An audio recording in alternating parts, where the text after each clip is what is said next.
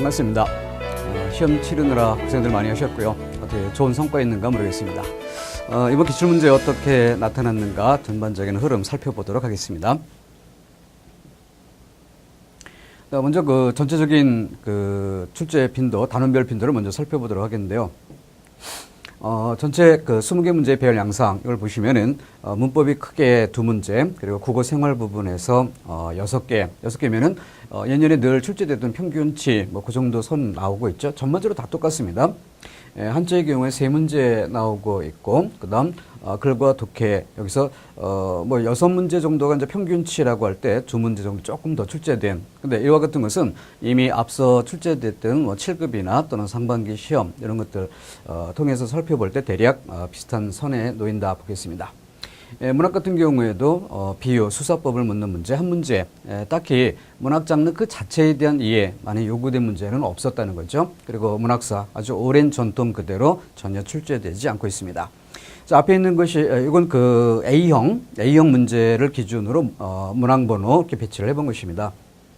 한자 같은 경우에, 일단 음부부터 이야기한다면은, 자음 체계표 그 자체를 묻고 있죠. 그 다음 훈민정음에서, 아설, 순치후, 기내미시, 가장 기본적인 건 물은 바로 그 문제였습니다. 맞춤법이나 국어생활에 특징적인 문제 없었고, 한자, 이 쓰기 양상을 띠는, 이런 문제가 2문제나 출제된 점에서, 오히려 그 7급, 올해 같은 경우는 7급 시험보다도 9급 시험이 오히려 더 어렵게 느껴질 수도 있었을 거예요.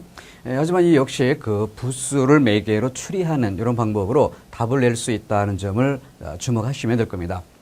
문맥적 의미, 내용 파악 문제, 어휘 넣기 문제라든가 이와 같은 것들을 문맥적 의미 파악 이런 정도로 성격을 설명해 봤고, 사실적 이해, 그러니까 봉산 탈춤 문제라든가 이런 것들, 그래서 사실적 이해, 소설을 왜 읽는가도 내용 파악 문제죠. 사실적 이해 이런 양상으로 설명한 것이고, 여기 이제 봉산 탈춤 문제고, 이것이 이제 소설은 왜 읽는가에 대한 설명문이었죠.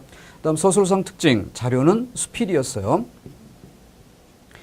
이항의 수필, 이것을 이제 소설상 특징이란 양상으로 출제를 했고, 서간문, 이 서간문 같은 경우는 이렇게 글과 독해라는 여러 문종이란 쪽으로 분류할 수도 있겠고, 이쪽으로 분류하지 않는다면 이쪽에 언어예절, 이 언어예절 문건에도 편지 쓰기라는 항목에 관련된 몇 개의 항목이 있죠. 그 부분과 중복되는 이런 양상을 띱니다. 설명의 방법 아주 너무 쉽게 출제가 됐고요. 이것이 전반적인 비중. 제가 강의할 때 늘 그 출제 빈도표 나눠드렸던 것 꺼내서 한번 견뎌보도록 하십시오. 그래서 큰 차이 없다는 것을 알 수 있을 겁니다. 그리고 개별적인 문제 살펴볼게요. 표준 발음으로 바르지 않은 것에서 된소리 발음. 이 된소리 발음의 문제는 넓게 이제 사이소리 이것과도 관련될 수 있는데, 기본적으로 여기에서 가장 기본적인 사이소리 들어갈 때도 맨 처음 첫 번째로 전제로 깔고 들어간 게 뭐였습니까? 그게 바로 수의적 현상이었다. 수의적 현상. 뭐요? 똑같은 조건이 갖춰져도 변할 수도 있고 안 변할 수도 있다. 그래서 단어에 따라 다르다. 내용도 쉬운 게 나왔어요. 난치병, 면허증, 사기죄, 유리짠 해보면 제일 어색한 건 얘죠. 그래서 유리잔이라 해야 되는 것이지 유리짠이라 발음하는 것은 아니다. 이렇게 출제된 문제. 쉬운 문제였고,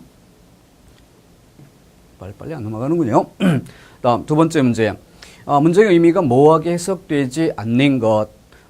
중의적 해석의 문제인데, 이 중의성의 문제는 5차 교과서로 거슬러 올라갈 만큼 아주 오래된 낡은 그런 내용이죠. 그래서 독립된 문제 한 문제를 이루기에는 너무 빈약하다 얘기도 했었는데, 이 정도로 중의적 해석의 문제만으로 이렇게 한 문제를 구성한 좀 낡은 양상이고 또 쉬운 수준이 돼버렸어요.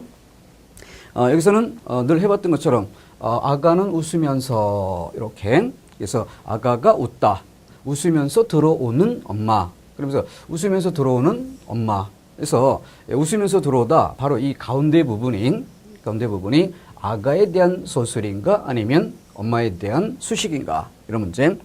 이거 제일 단순한 구조로 설명했던 게 뭡니까? 제일 단순한 것.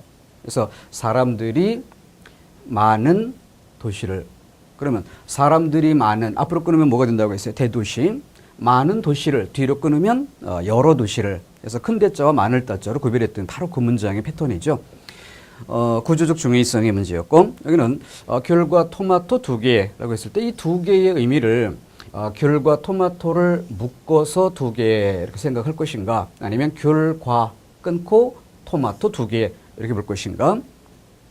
다음 세 번째는 뭐 아버지의 그림 이렇게 나온다면은 요거는 우리 연습 많이 해봤던 거죠. 아버지의 그림. 그러면은 중의적 해석인데 여기는 아버지가 그린 이게 직접 노출돼 있죠. 그렇기 때문에 중의성을 극복한 경우. 여기서는 비교 구문이죠. 나보다라고 할 때.